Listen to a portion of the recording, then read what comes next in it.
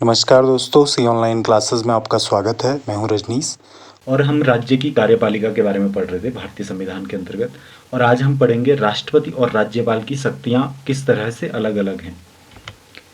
तो दोस्तों, राष्ट्रपति और राज्यपाल दोनों को सजा माफ करने की शक्तियां प्राप्त हैं। मतलब अगर किसी को सजा हो रखी है किसी न्यायालय के तहत किसी जुर्म में, तो वहां पे सजा को माफ करना या सजा को कम करने की शक्तियां राष्ट्रपति और राज्यपाल दोनों को प्राप्त होती हैं। लेकिन मृत्युदंड या किसी सैन्य अदालत द्वारा की गई कार्यवाही या सैन्य अदालत द्वारा दिया गया कोई निर्णय जिसमें सजा दी गई है या कोई मृत्युदंड है, तो उस संदर्भ में राज्यपाल को कोई शक्ति प्राप्त नहीं है। जबकि राष्ट्रपति सैन्य अदालत के फैसले को भी पलट सकते हैं या उसमें भी किसी को माफ़ी दे सकते हैं और मृत्युदंड को माफ़ कर सकते हैं राष्ट्रपति। और राज्यपाल किसी का मृत्युदंड माफ़ नहीं कर सकते हैं। किसी सामान्य अदालत द्वारा दिए गए फैसले में राज्यपाल भी किसी की सज़ा को कम कर सकते हैं या माफ़ कर सकते हैं। आगे है, राष्ट्रपति प्रजातांत्रिक प्रतीक के रूप में होता है और उसका चुनाव होता है। जैसा कि आप जानते हैं कि राष्ट्रपति का हर बार चुनाव होता है और राज्यपाल का कोई चुनाव नहीं होता है। राज्यपाल राष्ट्रपति द्वारा नियुक्त किया जाता है। कभी भी किसी को भी राज्यपाल नियुक्त किया जाता है जिसमें योग्यता होती है, लेकिन राष्ट्रपति को एक प्रजातांत्रिक एक लोकतांत्रिक तरीके से चुना जाता है और इस तरह से राष्ट्रपति प्रजातांत्रिकता लोकतंत्र का प्रतीक होता है। राष्ट्रपति तीनों सेनाओं का प्रमुख होता है और उसे सैन्य शक्तियां प्राप्त होती हैं, जबकि राज्यपाल को कोई भी सैन्य शक्ति प्राप्त नहीं होती है। जैसा कि आप जानते हैं कि हमारी तीनों सेनाओं का सुप्रीम कमांडर जो है वो हमारे राष्ट्रपति महोदय हैं और उनको सैन्य शक्तियां प्राप्त हैं। जो हमारी सेना है उन पे हुक्म देने की या उनको कोई भी इस तरह की परमिशन देने की इस तरह की शक्तियाँ राष्ट्रपति के पास होती हैं, जबकि राज्यपाल के पास ऐसी कोई भी शक्ति नहीं होती है। राष्ट्रपति संवैधानिक प्रमुख होता है और जबकि राज्यपाल जो है वो संघीय व्यवस्था मतलब केंद्र सरकार और राज्य सरकार के बीच एक संवैधानिक कड़ी के रूप में कार्य करता है। राज्यपाल जो है वो केंद्र की सरकार और राज्य की सरकार के बीच एक ब्रिज की तरह काम करता है। और राष्ट्रपति जो हमारे वो है वो पूरे देश के मुखिया होते हैं। मतलब राज्यपाल जो है वो एक राज्य में मुखिया के तौर पे होते हैं, लेकिन वो एक केंद्र सरकार के प्रतिनिधि के तौर पे वहाँ पे होते हैं। जो राज्य की सरकार होती है, माना राज्य में किसी दूसरे दल की सरकार है या कुछ भी है, लेकिन एक राज्य की सरकार है और एक केंद्र की सरकार है, तो उन दोनों के बीच की एक कड़ी के तौर पे राज्यपाल काम करते हैं। और राष्ट्रपति हमारे देश के प्रमुख होते हैं, संवैधानिक प्रमुख, एक लीगल हेड होते हैं।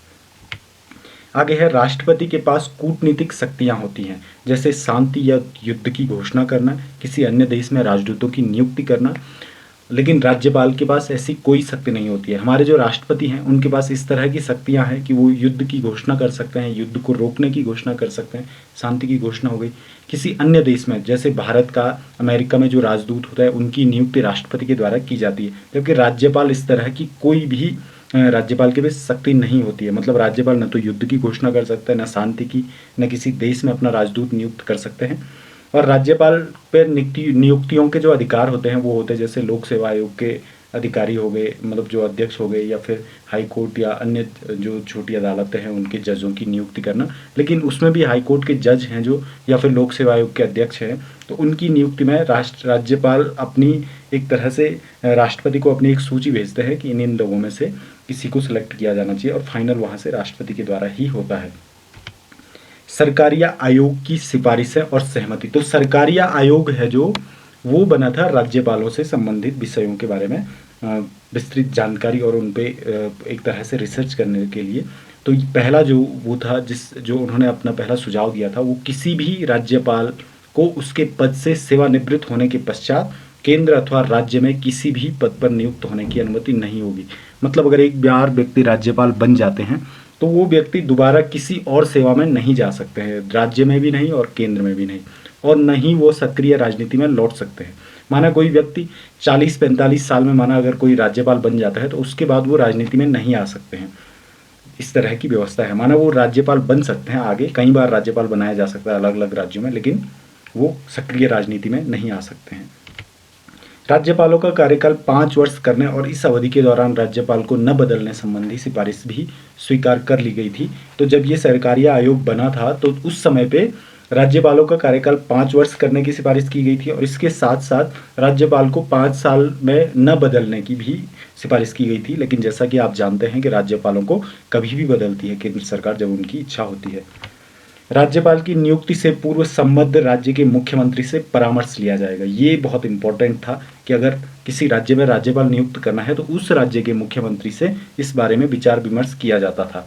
मतलब ये इन्होंने अपना सुझाव दिया था कि ऐसा किया जाए, परंतु यह परामर्श किस तरह से प्राप्त किया जाए इस पर कोई सहमति नहीं थी। लिखित है या आप मौखिक तरह से, किस तरह से आप उस मुख्यमंत्री से परामर्श कर रहे हो जिस राज्य में राज्यपाल अपॉइंट किया जा रहा है, वो किस तरह का परामर्श होगा इस बारे में कहीं लिखा नहीं गया था।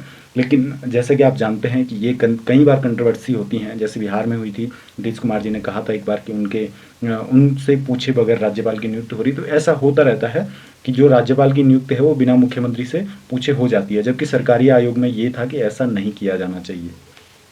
तो दोस्तों, हमने राज्यपाल के बारे में पढ़ा और राज्यपाल के बारे में हमारा आखिरी लेक्चर था, और इसमें हमने ये देखा कि राज्यपाल और राष्ट्रपति जो हैं उनमें शक्तियाँ किस तरह से डिफरेंट है, और जो हमने आगे देखा कि सरकारी आयोग है जो, तो उसकी क्या क्या सिफारिशें थी। तो दोस्तों, इस तरह के वीडियो अगर आप देखना चाहते हैं तो हमारे चैनल को सब्सक्राइब जरूर करें, वीडियोज़ को लाइक करें, कमेंट करें, अपने सुझाव दें और अपने दोस्तों के साथ शेयर करें। जय हिंद, जय उत्तराखंड।